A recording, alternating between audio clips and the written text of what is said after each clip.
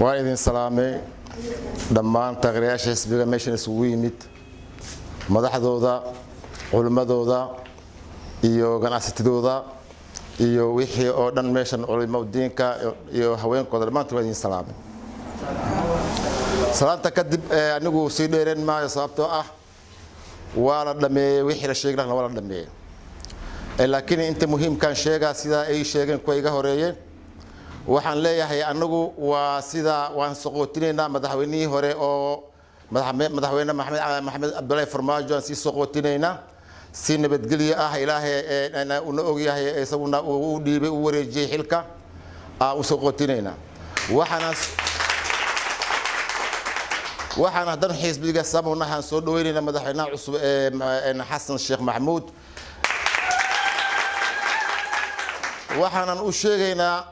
in uu cadaaladda uu maxantay uu insha Allah ku socdo umadiisa waxay ka sugaysaa inuu si cadaaladnimo uu falo wax kasto uu sameeyo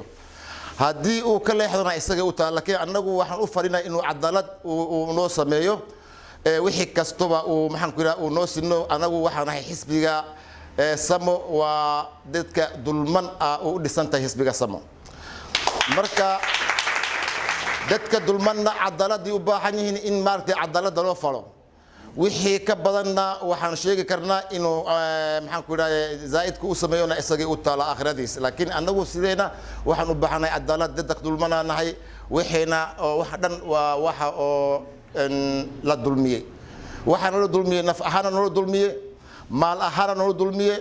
wax kasta la dulmiyay miskax ahaan hataa lagu dulmiyay saas daraadeed waxaan cusarina in cadaalada loo falo wa alaykum salaam wa rahmatullahi wa barakatuh